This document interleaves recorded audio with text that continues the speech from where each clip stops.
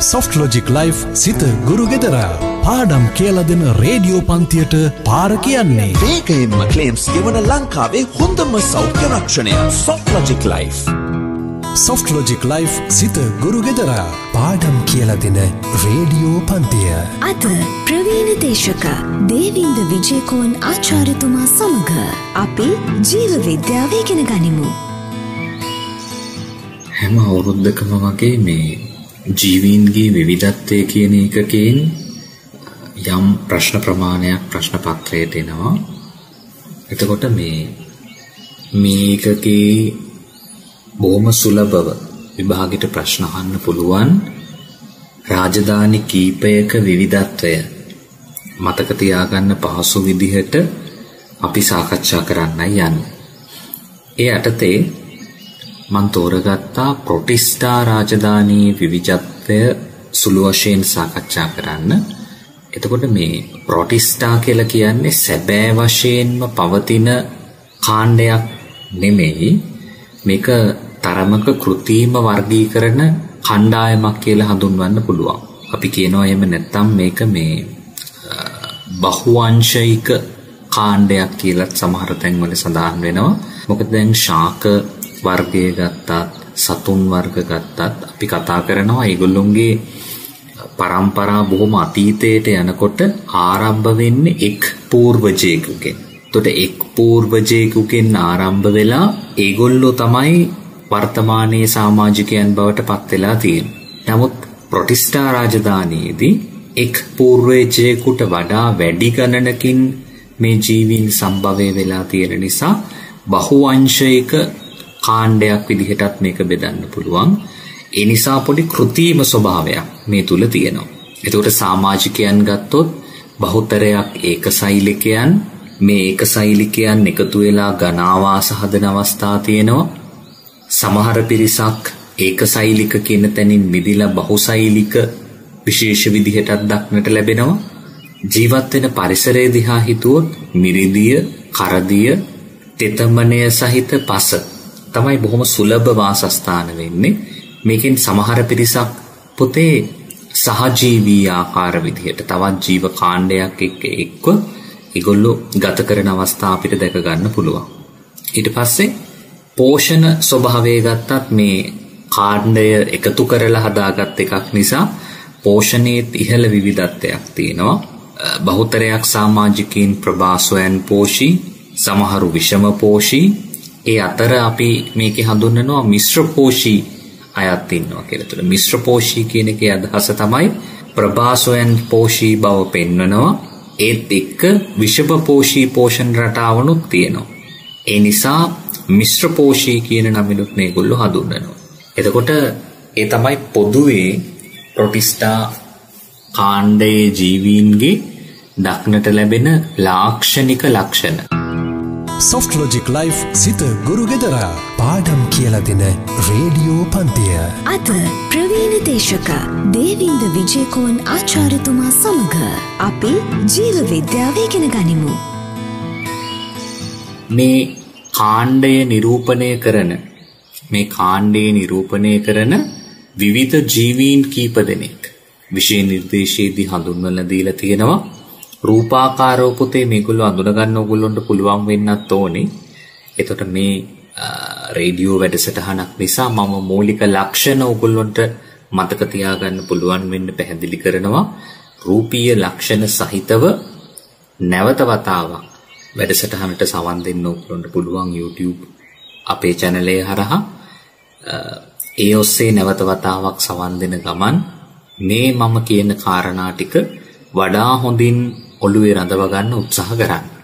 එතකොට මේ කාණ්ඩය යටතේ හම්බ වෙන පළවෙනි කෙනා තමයි එව්ග්ලෙනා. එව්ග්ලෙනා අයිතිවන කාණ්ඩය සැලකලා බැලුවොත් ඒගොල්ලොන්ගේ සමාජිකයන් බහුතරයක් කරදිය පරිසරයේ හමු වෙනවා. ඒ වගේම මිරිදිය පරිසරයේ හමු වෙනවා. සියලුම දෙනා වගේ ඒකසෛලිකයි. මේගොල්ලොන්ගේ සෛල බිත්තියක් අපිට පැහැදිලිව පේන්නේ නැහැ. ඒ නිසා චවිකාව කියලා හඳුන්වන ආවරණයක් මේගොල්ලොන්ගේ දේහය තුල තියෙනවා. එතකොට මේ චවිකාව පවතින නිසා නැත්තම් මේ විශේෂ ප්‍රෝටීන අණු මේ ප්ලාස්මේ තියෙන ප්‍රෝටීන අණු වලින් සැකසුණු මේ ව්‍යුහය නිසා මේ සත්වයාට ශක්තියක් වගේම චලනය වීමේදී යම් පහසුතාවයක් මේ හරහා ඇති කරලා දීලා තියෙනවා. ඊට පස්සේ අපිට බලන්න පුළුවන් මේ සත්වයාගේ එක අන්තයක යම් මඩියක් වගේ ව්‍යුහයක් පොඩි අවපාතනයක් තියෙනවා. ඒ අවපාතනය තුල ගිලිලා කශිකා දෙකක් තියෙනවා. එන්නේ එකක් ගොඩක් වෙලාවට කෙටි එකක් සාපේක්ෂව දිග එකක්. එතකොට මේ පැත්තේ අන්තයටම වෙන්න මේ දිගු කශිකාවේ ආලෝක සංවේදී ව්‍යුහ හඳුනා ගන්න පුළුවන්. ඊට අමතරව මේ අක්ෂිලප කියලා හඳුන්වන්න පුළුවන් ආලෝකය හඳුනාගත හැකි ව්‍යුහත් මේ සත්වයා තුල තියෙනවා. ඒ මගින් එයාට මේ ප්‍රභා සංශ්ලේෂණ ක්‍රියාවලිය සඳහා ආලෝක තීව්‍රතාවයේ තියෙන පරිසරයකට ගමන් කිරීමේ හැකියාව ලැබෙනවා. හරිත ලව හඳුනා ගන්න පුළුවන් දේහය තුල සංකෝචක රික්තක කියන ව්‍යුහ හඳුනා ගන්න පුළුවන්. ඊට අමතරව එයා ප්‍රභා සංශ්ලේෂණය කරලා නිපදවපු යම් සංචිත ආහාර ප්‍රමාණයක් දැක ගන්න පුළුවන්. දේහය තුල පැහැදිලිව පෙනෙන න්‍යෂ්ටියක් තියෙනවා. ප්ලාස්මා පටලය තමයි සීමාව විදිහට තියෙන්නේ. එතකොට ඒ හැර තව පුංචි ඉන්ද්‍රියකා යම් ප්‍රමාණයක් දේහය තුල අන්තර්ගත වෙනවා. ඒතර ලොකු විස්තරයක් අපිට මේගොල්ලෝ ගැන අවශ්‍ය නැහැ. මූලික වශයෙන් රූපීයව මේ සත්‍යය හඳුනා ගන්න පුළුවන්ද? ජීවත් වෙන පරිසරය සහ දේහයේ පිළිබඳ මූලික ලක්ෂණ කීපයක් දැනගෙන තිබුණොත් ප්‍රමාණවත්. ඊට පස්සේ අපි සාකච්ඡා කරනවා ඊළඟ උදාහරණය මේ කාණ්ඩයේ යටතේ ඒ පැරමීසියම්. එතකොට පැරමීසියම් ගත්තොත් පැරමීසියම් ගොඩක් වෙලාවට මිරිදිය වාසී විශේෂ තමයි සුලභව හම්බ වෙන්නේ. මේගොල්ලොන්ගේ සෛල බිත්තිය දක්නට ලැබෙන්නේ නැහැ කලින් කාණ්ඩේ වගේම. චවිකාව තියෙනවා හැබැයි ඒක සෛලික කාණ්ඩ. මෙයාගේ දේහය මතු පිට සම්පූර්ණයෙන්ම වගේ පක්ෂම වලින් වැහිලායි තියෙන්නේ. බොහෝ රූප සටහන් වල අර සපත්තු වඩියක හැඩයකට ඉන්න ජීවියෙක්. එතකොට අර පොඩි ඇලියක් වගේ අවපාතනයේ වුණු තැනක තමයි මුඛය පිහිටලා තියෙන්නේ. මෞක ඇලිය කියලා අපි හඳුන්වනවා. අර පක්ෂම දේහේ වටා පිහිටන පක්ෂම වේගයෙන් සැලීම මගින් එයා ඉන්න මාධ්‍ය එහාට මෙහාට පීනල යනවා. අපිට විශේෂ කාරණාවක් දක ගන්න පුළුවන් න්‍යෂ්ටිය. මහා න්‍යෂ්ටිය සහ ශූද්‍ර න්‍යෂ්ටිය විදිහට න්‍යෂ්ටි දෙකක් පිහිටලා තියෙනවා මේගොල්ලොන්ට. කලින් කාණ්ඩයට වගේම පුතේ සංකෝචක රික්තක ආහාර අන්තර්ගත රික්තක හඳුනා ගන්න පුළුවන්. හරි. එතකොට ඒ වගේ මූලික ලක්ෂණ කීපයක් තමයි මේ ජීවීන් ගැන කතා කරන්න තියෙන්නේ. එතකොට මේ කාණ්ඩයට අයිති තව කීප දෙනෙක් ගැන පුංචි විරාමයකට ගිහිල්ලා ඊට පස්සේ අපි සාකච්ඡා කරමු. Soft Logic Life සිත ගුරු ගෙදරා පාඩම් කියලා දෙන රේඩියෝ පන්තිය. අද ප්‍රවීණ දේශක දේවින්ද විජේකෝන් ආචාර්යතුමා සමග අපි ජීව විද්‍යාව ඉගෙන ගනිමු. පුතේ මේ යටතේ ඊළඟ කාණ්ඩේ වෙන්නේ ඇමීබාවන්. එතකොට ජලජ විශේෂ තමයි වැඩි වශයෙන් හම්බ වෙන්නේ. අපි ඒගොල්ලොන්ට නිදැලි වාසීන් කියලා කියනවා. කරදිය පරිසරයේ මෙන්ම මිරිදිය පරිසරයේත් අපිට මේගොල්ලොන්ව හම්බ වෙනවා. එතකොට මේ නිදැලි වාසී ඇමීබාවන් හැරුණම අනෙක් කාණ්ඩයේ ගොඩක් වෙලාවට පරපෝෂී වෙන්න පුළුවන්. ඇමිබයිසිස් කියලා එහෙම හඳුන්වන අතිසාර තත්ත්වයක් නැති වෙනවා මිනිසාටත් මේ ඇමීබා ආසාදනය වීම නිසා. එතකොට මේගොල්ලොන්ගේ සෛල බිත්තිය අපිට දැක ගන්න හම්බ වෙන්නේ නැහැ. ඒ හැරුණම බොහොම නිශ්චිත නොවන හැඩයක් තමයි දේහයට තියෙන්නේ.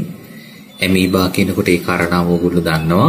ඒක සෛලික සමාජිකයන් ආහාර ලබා ගැනීම සඳහා එක තැනකින් තව තැනකට සංචරණය කිරීම සඳහා මේගොල්ලෝ විශාල වශයෙන් ව්‍යාජපාද සකස් කරනවා. මේ ව්‍යාජපාද සකස් කිරීමේ ප්‍රතිඵලයක් විදිහට තමයි නිශ්චිත හැඩය මේගොල්ලෝගේ නැති වෙලා ගිහිල්ලා තියෙන්නේ. ඊට පස්සේ මේ කාණ්ඩයේ යටතේ ශාකවලට බොහෝ සමානකම් තියෙන ශාකවලට නෑකම් කියන තව කාණ්ඩයක් හම්බ වෙනවා. ඒගොල්ලෝ මහේක්ෂීය නැත්තම් පියවියසින් බලන්න පුළුවන් ජීවීන් කාණ්ඩයක්. බොහෝ වෙලාවට අහලා ඇති ඔල්වා කියලා හඳුන්වනවා. කරදිය වාසී සෛල බිත්ති තියෙනවා. හරි. පියවියසින් පේනවා සෛල බිත්ති තියෙන කරදිය වාසී විශේෂ මේගොල්ලෝ පුතේ මේ සෛල ගොඩකින් හැදිලා තියෙන නිසා බහුසෛලිකයි. ලොකු පත්‍රයක් අපිට ඔය දකින්න තියෙන සාමාන්‍ය ශාකයක වගේ ලොකු පත්‍රයක් තියෙනවා. ඒ පත්‍රයට සම්බන්ධ අවුල්පාසුව කියලා හඳුන්වන මුල්වැනි ව්‍යුහයකින් දැක ගන්නත් පුළුවන්. එතකොට ඒකෙන් තමයි යා උපස්තරයට සම්බන්ධ වෙලා ඉන්නේ. එතකොට යම් මට්ටමකට තලස යම් මට්ටමකට විභේදනය වෙලා තියෙනවා. පත්‍රය වැනි තලයකටයි මුල්වැනි අවුල්පාසුවකටයි විභේදනය වෙලා තියෙනවා. එතකොට කොළ පාටයි. ඒ නිසා හරිතැල්ගී කියලා අපි හඳුන්වනවා. එතකොට මේ කියන ලක්ෂණ නිසා තමයි සෛල බිත්තිය තියෙනවා කියන එක ශාක දේහයකට සමානව නැතත් ඒ කිට්ටුවට විභේදනය වෙලා තියෙන නිසා තමයි අපි මේගොල්ලෝ ශාකවලට යම් මට්ටමකට නෑකම් කියනවා කියන තැන ඉන්නේ. Soft Logic Life සිත ගුරු ගෙදරා පාඩම් කියලා දෙන රේඩියෝ පන්තිය. අද ප්‍රවීණ දේශක දේවින්ද විජේකෝන් ආචාර්යතුමා සමග අපි ජීව විද්‍යාව ඉගෙන ගනිමු. ඒ හැරුණම අපි ජෙලිඩියම් ගැන කතා කරනවා. මේගොල්ලෝ අපි විවහාරයේ රතු ඇල්ගී කියලාත් හඳුන්වනවා. එතකොට මේ ඒගා වගේව නිස්සාරණී සඳහා භාවිතා කරන්නේත් මේගොල්ලොමයි. එතකොට මේ කරදිය වාසී විශේෂ තමයි අපිට හම්බ වෙන්නේ. වර්ණයම රතු පැහැති. නමුත් යම් කොළ පැහැයක් තියෙනවා ප්‍රභා සංශ්ලේෂක වර්ණක නිසා. නමුත් රතු පාටට හුරු කොළ පාටක් තියෙන. එතකොට බහුසෛලික තලස කලින් කෙනාගේ වගේම අවුල්පාසුව කියලා හඳුන්වන මුල් වැනි උපස්තරයට සම්බන්ධ වෙන කොටස. ඒ තමයි විභේදනය. එතකොට කරදිය වාසී සෛල බිත්ති සහිත අවුල්පාසුව සහිත බහුසෛලික තලසක්. කලින් එකට වඩා පුතේ මේ තලස කුඩා කුඩා කොටස් වලට විභේදනය වෙලා තියෙනවා කියලා කියන්න පුළුවන්. වර්ණය ගත්තොත් රතු පැහැයට කිට්ටු කොළ පැහැයත් මිශ්‍ර වෙලා තියෙන එකක්. ඒ නිසා විවහාරයේ අපි මේගොල්ලෝ රතු ඇල්ගී කියන නමින් හඳුන්වනවා. ඊගාව කාණ්ඩයේ පුතේ සාගසම්. හරි. ඊගාව උදාහරණයේ සාගසම්. සාගසම් කියලා කියන්නේ කරදිය වාසී විශේෂයක්. සාපේක්ෂව විශාල සහ දේහ හැඩය දේහයේ ගොඩනැගීම යම් මට්ටමකට සංකීර්ණයි කියලා කියන්න පුළුවන්. බහුසෛලිකයි. කලින් වගේම තලසාකාරයි. නමුත් ශාකවල ස්වභාවයට තරමක් කිට්ටු හැඩයකට මේක භේදනය වෙලා විභේදනය වෙලා තියෙනවා. ඒකෙත් උපස්තරයට සම්බන්ධ වෙන මුල්වැනි අවුල්පාසුවක් තියෙනවා. කඳක් වගේ තියෙන වෘන්තයක් තියෙනවා. පත්‍ර වැනි තලයක් තියෙනවා. ඒකයි කිව්වේ අර ශාකයකට බොහොම කිට්ටුයි. අවුල්පාසුව මුල් වගේ. කඳ වගේ වෘන්තයක්. පත්‍ර වගේ තල වලින් යුක්ත ව්‍යුහයක්. එතකොට බහුසෛලික වායු පිරුණු බල්බ වගේ ව්‍යුහ නිකන් ගහ දිහා බලනකොට ගෙඩි හැදිලා වගේ මේ බහුසෛලික වායු පිරුණු බල්බ දැක ගන්න පුළුවන්. ඉපිල්ලා නැත්තම් උත්ප්ලාවක කියලා මේව හඳුන්වනවා. මේ ගෙඩි වගේ වායු පිරලා තියෙන නිසා උත්ප්ලාවකතා පාවෙන ලක්ෂණ මෙයාට දෙනවා. ඒ නිසා එමගින් තලසට රඳා සිටින්න යම් ආධාරයක් සපයනවා කියලා කියන්න පුළුවන්. අර ඔලිව් කොළ පාට ඔලිව් වල තියෙන කොළ පාට මිශ්‍ර දුඹුරු පාටක් තමයි මේගොල්ලොන්ට තියෙන්නේ. එතකොට ඔලිව් කොළ පාට දුඹුරු පාට මිශ්‍ර නිසා අපි මේගොල්ලෝ දුඹුරු ඇල්ගී කියලා හඳුන්වනවා. එතකොට රූපාකාරව හඳුනා ගන්න පුළුවන්. අර මුලක් වගේ අවුල්පාසුවයි කඳක් වගේ වෘන්තයයි බෙදිලා තියෙන පත්‍රයි. මම කලින් කිව්වා වගේ මේක රේඩියෝ වැඩසටහනක් නිසා මම උත්සාහයක් ගන්නේ දරුවනේ ඔයගොල්ලොන්ට මේ විෂය හා බැඳුණු මේ පාඩමේ නිතර විභාගෙට අහන මේ කොටස් පහසුවෙන් ඔළුවට දාගන්න, නොදන්නා වචනයක් තියෙනවා නම් වඩා පැහැදිලි කරගන්න ආධාරයක් තමයි මේ හරහා කරන්නේ. මතක තියාගන්න ඕනේ මේ වචන ටික ඔළුවේ තියෙනවාට අමතරව අපේ බයෝ පේපර් එකේ මේවායේ රූප සටහන් පොතේ අහන්න පුළුවන්.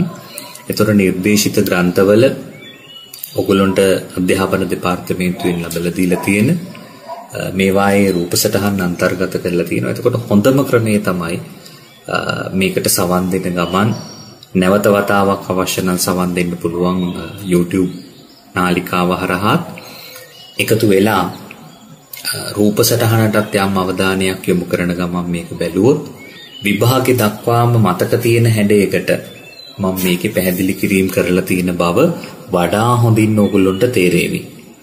හරි? පුංචි විරාමයකට ගිහිල්ලා මේකේ තව ජීවකාණ්ඩ කීපයක් තියෙනවා. එතකොට ඒකෙන් අපේ විභාගෙට එයිම කියලා හිතෙන කාණ්ඩයක් ගැන අපි විභාග මේ පුංචි විරාමයකට ගිහිල්ලා ඊට පස්සේ සාකච්ඡා කරමු.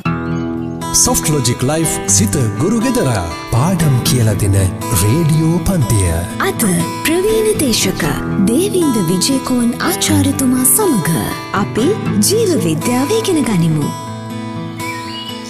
ඊට පස්සේ පුතේ මේ කොටසට අයිති විෂය නිර්දේශයේ අවසානයේට කතා කරන කෙනා තමයි ඩයටම කියලා කියන්නේ. එතකොට මේ ඩයටම කියලා කියනකොට ඩයටම් දිහා බලනකොට මෙන්න මේ හැඩේ ජීවීන් තමයි ඩයටම කියලා කියන්නේ කිව්වොත් එහෙම ඒක බොහොම වැරදි සහගතයි. හේතුව පුතේ දැන් ඒගොල්ලොන්ගේ බාහිර සැකිල්ල දිහා බලනකොට ඒ බාහිර සැකිල්ලත් එක්ක නැත්තම් ඒගොල්ලොන්ගේ දේහයේ බිත්තිය නිසා ගොඩනැගුණු බාහිර ස්වභාවය දිහා බලනකොට මේ බාහිර ස්වභාවය හැඩය ඒගොල්ලොන්ගේ දේහ පෘෂ්ඨයේ තියෙන සලකුණු දිහා බලනකොට අති විශාල විවිධත්වයක් මේගොල්ලොන්ට තියෙනවා. වර්ණය ගත්තොත් රන්වන් දුඹුරු පැහැයක් මේගොල්ලොන්ට තියෙන්නේ. ඒ නිසා රන්වන් දුඹුරු ඇල්ගී කියලා හඳුන්වන අවස්ථා තියෙනවා. මිරිදිය වාසී පිරිසකුත් ඉන්නවා. විශාල සමාජිකයන් ප්‍රමාණයක් කරදිය වාසී. මේගොල්ලොන්ගේ සෛල බිත්තියේ ප්‍රධාන සංඝටකයක් විදිහට සිලිකා තියෙනවා. හරි? එතකොට මේ විද්‍යාඥයන් හඳුන්වනවා පුතේ දැන් මේගොල්ලොන්ගේ සෛල බිත්තිය හරි මේගොල්ලොන්ගේ සෛල බිත්තිය ගත්තොත් ඒ සෛල බිත්තිය මේ නිකන් සපත්තු පෙට්ටියක් වගේ සපත්තු පෙට්ටියයි ඒකේ පියනයි කියලා හිතන්නකෝ. එතකොට අන්න ඒ වගේ මේ එකිනෙක අතිපිහිත වෙන එකිනෙක ඕවර්ලැප් වෙන ස්තර දෙකකින් යුක්ත වෙනවා. එතකොට ඒකේ ප්‍රධාන වශයෙන් තියෙන සංඝටකයක් තමයි සිලිකන් ඩයොක්සයිඩ්. එතකොට මේ සිලිකන් ඩයොක්සයිඩ් වලින් වට වුණු ගොඩ නැගුණු මේ අර සමත් පෙට්ටියක් වගේ මං කියලා කියපු සෛල බිත්තිය ඇතුලේ කාබනික පූරකයක් අපිට හඳුනා ගන්න පුළුවන්. එතකොට මේ ශක්තිමත් බිත්තිය මේගොල්ලෝම ආහාර කරලා ගන්න යන විලෝපිකයන්ගෙන් විශේෂ ආරක්ෂාවක් ඇති කරලා දෙනවා. ඊට අමතරව දැන් සිලිකා වීදුරු වගේ ශක්තිමත් මේ පුංචි ජීවීන්ට මේ තියෙන ශක්තිමත් බිත්තිය කොයිතරම් ශක්තියක් ඒගොල්ලන්ට ලැබලා දෙනවද කියන කාරණාව නිකන් අපි උදාහරණයක් විදිහට සැලකුවොත් අලියෙක්ව ශක්තිමත් මේසයක් මතට නගලා ඒ මේසේ කකුලකට ඔගොල්ලොන්ගේ අත හෝ කකුල යට වුණා කියලා හිතන්නකෝ. අලියෙක් නැගලා ඉන්න මේස කකුලකට අපි තද වුණොත් අපේ අතට දැනෙන හා සමාන පීඩනයකට මේ සතුන්ට ඔරොත්තු දෙන්න පුළුවන්. එතකොට සමහර තැන්වලදී අපේ නිර්දේශ ග්‍රන්ථයන් වලදීම මේ පීඩනය ගැන සඳහන් කරලා තියෙනවා. වර්ග මීටරයට පීඩනය මනින්නේ එහෙමනේ වර්ග මීටරයට කිලෝග්‍රෑම් නැත්නම් වර්ග මීටරයට නිව්ටන් එහෙමනේ පුතේ පීඩනය. එතකොට මේගොල්ලෝ කියනවා වර්ග මීටරයක් මත කිලෝග්‍රෑම් මිලියන 1.4ක් කිලෝ මිලියන 1.4ක් වර්ග මීටරයක මත තියලා තියෙනකොට ඒ පෘෂ්ඨයේ ඇතිවන පීඩනයට සමාන පීඩනයක් මේ තියෙන සැකිල්ල මගින් දරා ගන්න පුළුවන් කියලා. ඒ නිසා සාපේක්ෂව පුතේ මේ ජීවීන් බොහොම ශක්තිමත් ඔය අතිරේක කාරණා කීපයක් මම සඳහන් කළේ. Soft Logic Life සිත ගුරු ගෙදර පාඩම් කියලා දෙන රේඩියෝ පන්තිය. අද ප්‍රවීණ දේශක දේවින්ද විජේකෝන් ආචාර්යතුමා සමග අපි ජීව විද්‍යාව ඉගෙන ගනිමු. එතකොට මේ ජලජ වාසීන් මම කලින් කිව්වා වගේ වීදුරු ආකාර අතිපිහිත වන කොටස් දෙකකින් යුක්ත සෛල බිත්තිය දේහ හැඩය හා පෘෂ්ඨය අණුව විශාල විවිධත්වයක් පෙන්වනවා. රන්වන් දුඹුරු ඇල්ගී කියලා මේ කාණ්ඩ හඳුන්වනවා. පුතේ මේ අය හැරුණම හරි. එතකොට ඒ ටික තමයි අපිට විෂය නිර්දේශයට අනුකූලව මේ කාණ්ඩ යටතේ ඉගෙන ගන්න තියෙන්නේ. ඒ හැරුණම අපි ඔය කතා කරපු කාණ්ඩ හැරුණම රේඩියෝලේරියාවන් හරි මම ඔය සාමාන්‍ය ප්‍රශ්නවල දැකලා තියෙනවා විෂය නිර්දේශයෙන් නම් චුට්ටක් එළියේ රේඩියෝලේරියාවන්. හරි එතකොට ඒගොල්ලොත් මේ කාණ්ඩවලටම තමයි අයිති වෙන්නේ. එතකොට මේ ඒත් සිලිකා වලින් හැදුණු සෛල පිටි සහිත අභ්‍යන්තර සැකිල්ලක් සහිත විශේෂ ජීවී කාණ්ඩයක් බොහොම තුනී සිවියක් වගේ දේහයක් තියෙනවා. මේගොල්ලෝ මැරුණගෙන් පස්සේ මේ සැකිල්ල මුහුදු පතුලේ මේගොල්ලෝ ජීවත් වෙන්නේ විශේෂයෙන් කරදිය පරිසරවල එකතු වෙනවා. අවුරුදු ගණනාවක් තිස්සේ මේගොල්ලෝ මිය ගියාම මේගොල්ලොත් එහෙමයි ඩයටමත් එහෙමයි මිය ගියාම රේඩියෝලේරියාවන්ගේ සහ ඩයටම් වල සැකිලි සාගරය පතුලේ එකතු වෙලා සමහර තැන්වල මීටර් ගණනක් හරි මීටර් 100 ගණනක් ගැඹුරට පවතින සිලිකා නිදි මේගොල්ලෝගේ සැකිලි වලින් සැකසුණු සිලිකා නිදි තියෙනවා. ඒවා බොහෝ නිෂ්පාදන සඳහා සිලිකා කියලා කියන්නේ බොහොම වටිනා සංඝටකයක් වර්තමානයේ. එතකොට බොහෝ නිෂ්පාදන සඳහා මේ සැකිලි සාගරයෙන් වෙන් කර ගැනීම මූලික වශයෙන් සිදු කරනවා. ඒ හැරුණම පුතේ ආපහු අපිට හම්බ වෙන කෙනෙක් තමයි හරිතැල්ගී යටතේ ක්ලැමිඩෝමනාස් කියන කෙනා. එතකොට කශිකා දෙකක් සහිත බොහොම හුරුබූටි පෙනුමක් තියෙන පරිගණක එක භාවිතා කරන මවුස් එකක හැඩය තියෙන ජීවියා අන්වීක්ෂීයයි ක්ලැමිඩෝමනාස්. එතකොට ක්ලැමිඩෝමනාස් ගත්තත් වෙනත් හරිතැල්ගාවන් ගත්තත් පුතේ ඒගොල්ලොන්ගේ ජීවන චක්‍ර නම් බොහොම සංකීර්ණයි. ලිංගික මෙන්ම අලිංගික ප්‍රජනනය පෙන්වන කාලතරණ ව්‍යුහ සහිත සංකීර්ණ ජීවන චක්‍ර තමයි තියෙන්නේ. ඒකට ඒ පිළිබඳ ලොකු අවධානයක් යොමු කරන්න අවශ්‍ය නැහැ. ඒ දේවල් නැහැ. ඒතර විෂය නිර්දේශය තුල තියෙන ඔය ජීවීන්ව හඳුන්වන මූලික කාරණා ටික පුතේ මතක තියාගත්තොත් විභාගේ හොඳ ප්‍රතිඵලයකට යන්නේ ඒ ටික ප්‍රමාණවත්. අතිරේක කාරණා කීපයකුත් තියෙනවා. එතකොට බොහොම හොඳ වටපිටාවක් හැදෙනවා ඔයගොල්ලන්ට ඒව මතක තියාගන්න. ඒ නිසා එහෙනම් තව ජීවී කාණ්ඩයක් එක්ක ලැබෙන සතියේ හම්බ වෙමු. බොහොම පරිස්සමින් ඉන්න සුබ දවසක්. Soft Logic Life සිත ගුරු ගෙදර පාඩම් කියලා දෙන රේඩියෝ පන්තිය. Soft Logic Life සිත ගුරු ගෙදර පාඩම් කියලා දෙන රේඩියෝ පන්තියට පාර කිව්වේ. වේගයෙන්ම ක්ලේම්ස් ගෙවන ලංකාවේ හොඳම සෞඛ්‍ය රක්ෂණය Soft Logic Life.